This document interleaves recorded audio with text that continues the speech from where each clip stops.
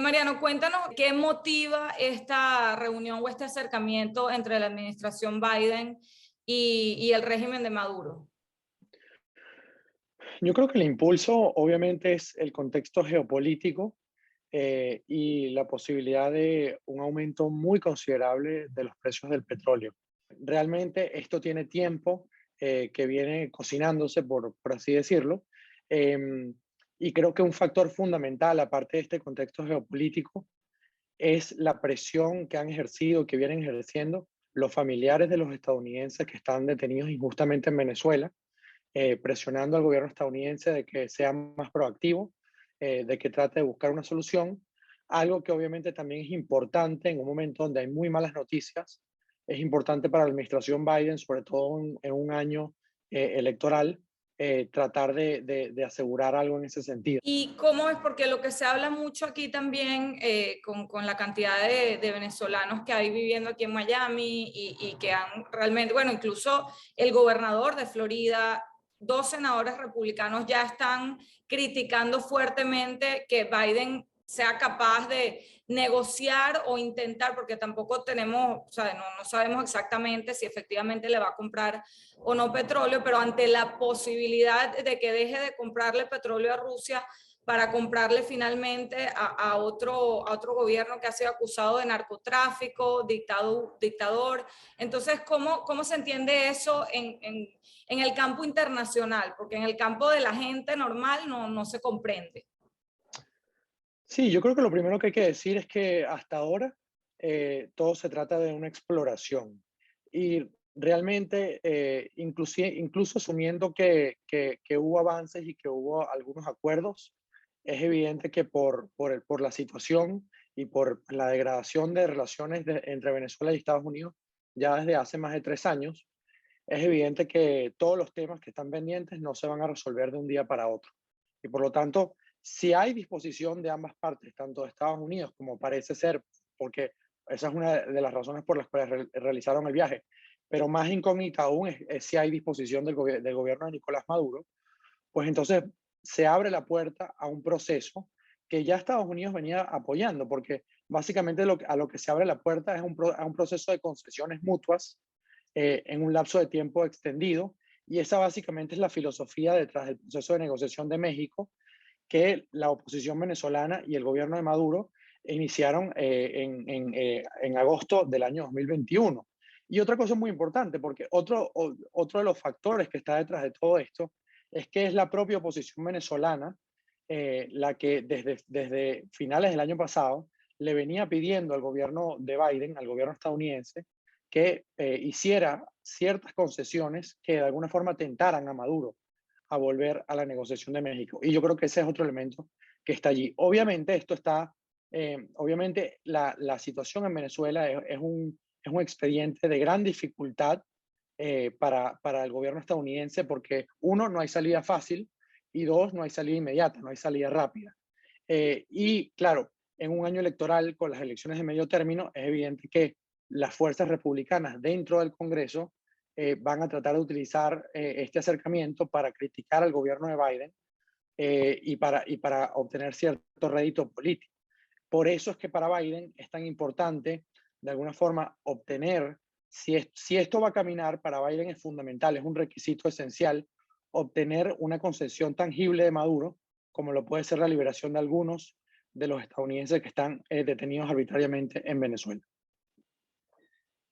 Ok, y bueno, y supongo también que el tema del precio de la gasolina, que al final es sacrificar quizás popularidad entre algún voto latino o el resto del país. No sé si tú lo ves igual o... Pero se ha puesto mucho énfasis en que la razón detrás de todo esto es el tema del petróleo. Yo creo que es una de las razones, es quizás como decía al principio el detonante, pero realmente esto yo no pienso que sea la razón fundamental. ¿Por qué?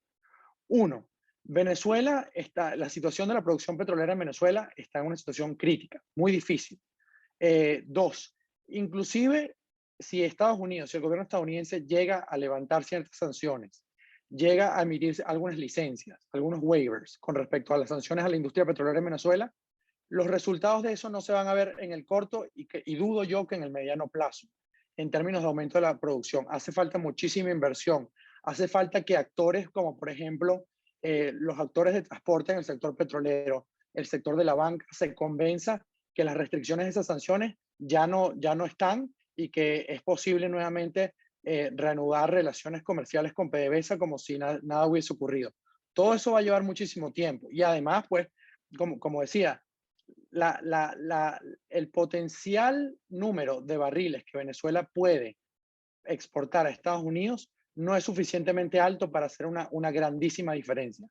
Por lo tanto, yo creo que aunque el elemento petrolero está allí y también hay presiones, por ejemplo, de la petrolera Chevron hacia el gobierno de Estados Unidos para ellos poder aumentar la producción en Venezuela y con parte de esos ingresos, básicamente recuperar dinero que Venezuela le debe, aunque eso está allí, es un elemento y creo que el gobierno estadounidense sería un poco ingenuo en pretender que de forma rápida y en el corto plazo pudiese lograr obtener un suministro confiable y seguro y recurrente de petróleo venezolano y que eso tenga un impacto en el precio del petróleo a nivel mundial, en el precio de la gasolina en las estaciones en Estados Unidos, etcétera, etcétera.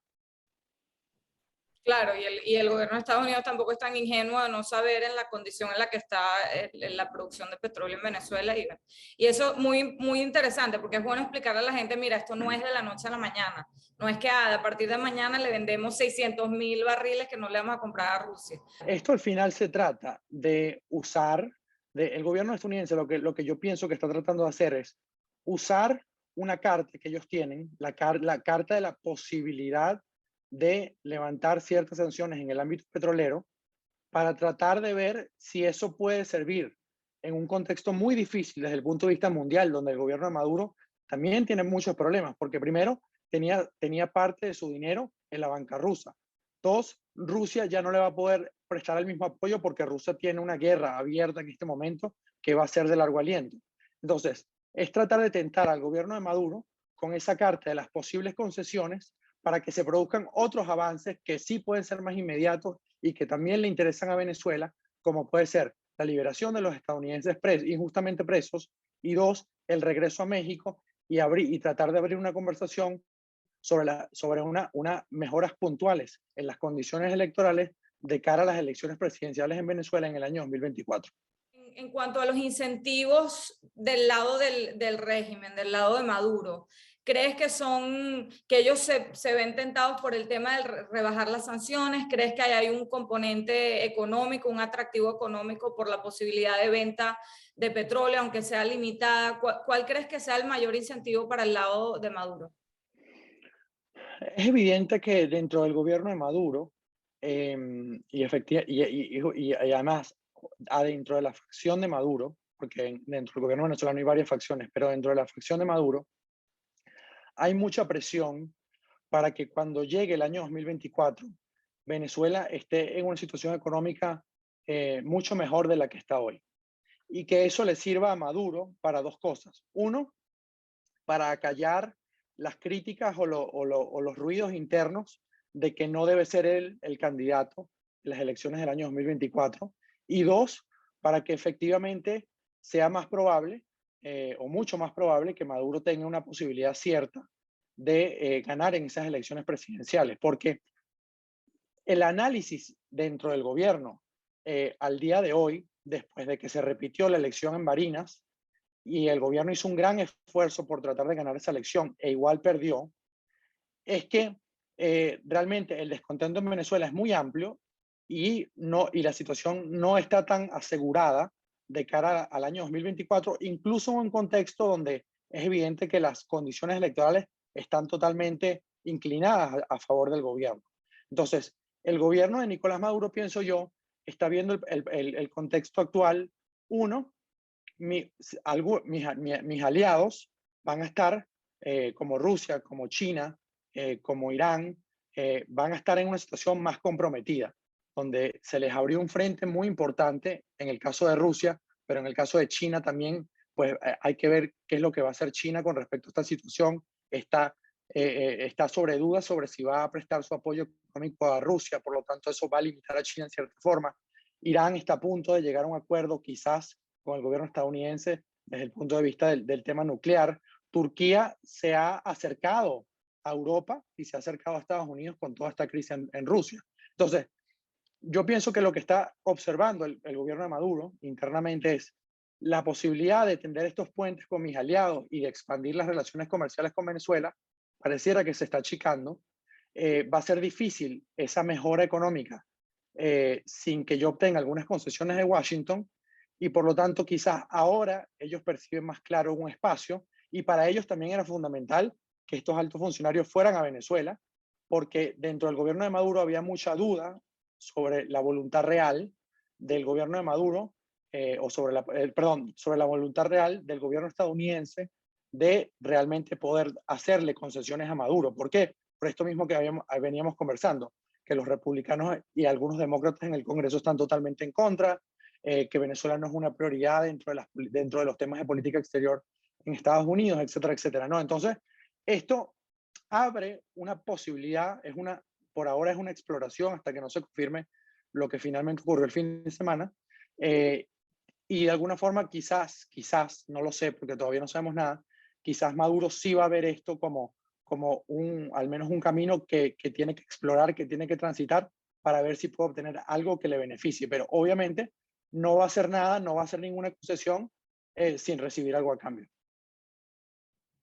Ok, y eso no sería visto también por ejemplo, para Putin como una traición a Rusia por parte de Maduro. No sé si hay Sí, precedentes de este tipo, pero ¿cómo lo ves tú? Como... efectivamente, yo creo que una de las cosas que hay que tener muy en cuenta luego de la exploración de este fin de semana y la posibilidad de acuerdos iniciales es que, como te decía antes, esto va a ser un proceso largo que va a tener muchos detractores. Putin va a ser uno de los detractores, y estoy seguro que si efectivamente hubo un acuerdo este fin de semana, va a presionar a partir de ahora al gobierno de Nicolás Maduro recordándole, ojo, yo estuve ahí para ti en los momentos difíciles, yo te apoyé, tenemos acuerdos de cooperación militar que son muy importantes, ahora tú no puedes, o sea, va a haber una presión de que no pueda hacer eso. Y por el otro lado, como lo venimos hablando, también va a haber presiones del otro lado, las presiones del Partido Republicano a que Biden no avance en este posible camino, etcétera, etcétera. Entonces, realmente creo que es evidente que todavía queda mucho espacio para que esto fracase, porque realmente la situación en Venezuela es tan crítica que no hay acuerdo, no hay posibilidad de acuerdo, no hay posibilidad de resultados de un día para otro. Ya para terminar, Mariano, bueno, esto de verdad le dio una patada completa al gobierno interino, ¿no? De Juan Guaidó. Creo que los sorprendió a ellos mismos, fue un balde de agua fría. Prácticamente los deja, ya los entierra, ¿no? ¿Cómo ves tú, cómo deja esta situación al gobierno de Guaidó? Aunque me mencionas que podría tener el trasfondo de volver a la mesa de negociación y tal, y esto debería ser algo que les interese a ellos. Sí, efectivamente, creo que está de más decirlo, una reunión directa entre altos funcionarios de Estados Unidos, una delegación que estuvo presente en Caracas, y el gobierno de Nicolás Maduro, cuando supuestamente Estados Unidos reconocía como gobierno al gobierno interino de Juan Guaidó, deja a la figura del gobierno interino en una situación muy debilitada. Inclusive, si este camino de concesiones mutuas y progresivas avanza, llegar a avanzar, pues puede terminar enterrando al gobierno interino, porque una de las concesiones que Maduro va a poner sobre la mesa es que se reanuden las relaciones diplomáticas entre el gobierno de Estados Unidos y el gobierno de Maduro. Ahora, efectivamente, hay ciertas cosas que el gobierno interino, y más que el gobierno interino, la plataforma unitaria que se creó y que el gobierno interino apoyaba, eh, que pudiesen concretarse. Una de ellas es el regreso a México.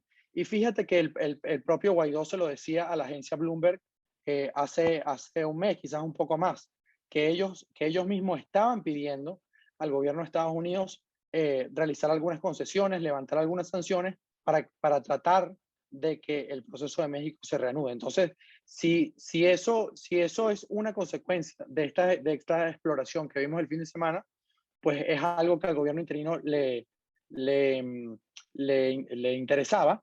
Y también es cierto que, bueno, el hecho de que esto fue realizado a espaldas del gobierno interino, estoy seguro que obviamente causa molestias a lo interno de la oposición venezolana, pero es evidente que el gobierno estadounidense le está dando prioridad a abrir esta vía porque de alguna forma estima, lo que estima el gobierno estadounidense es que el gobierno interino se ha quedado sin tracción dentro de Venezuela.